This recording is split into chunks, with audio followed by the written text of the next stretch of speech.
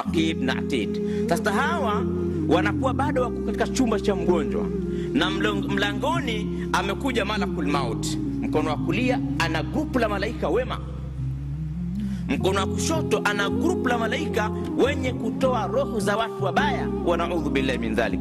Anasimama katika mlango malakul maut akiwa na appearance hiyo, huku ana macho na uso wake, huku vile vile kuna uso, nyuma kuna uso, miguuni kuna uso, na mwili mzima ana macho ya watu. Ndio unaona kiumbe ambaye the first approach kwamba hii nani huyu, ndio utakuta mara amegeuka huku, mara amegeuka huku, kumbe ameona kitu kizito. Hata pale mlangoni malakul maut anasubiri nini? Wanasubiri chumbani atatoka malaika nani mwanzo.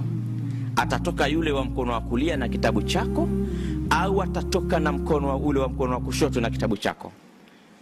Sasa atatoka yule malaika, ama kama Raqib anaweza akatoka Raqib wa mkono wa kulia, anatoka na kitabu chako cheupe baidha, anamuonyesha malakul maut kwamba huyu hadha rajulun salihun, au hadhi almar'a saliha, huyu ni binti mwema, au huyu ni kijana mwema.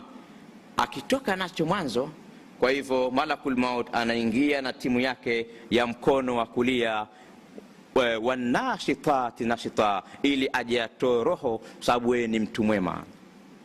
Kwa hivyo malaika wa mkono wa kushoto wanakaa pembeni. Ama kama atatoka Atid yule wa mkono wa kushoto na kitabu chako sauda cheusi, anamuonyesha, anaingia na timu yake kuja kufanya kazi hiyo.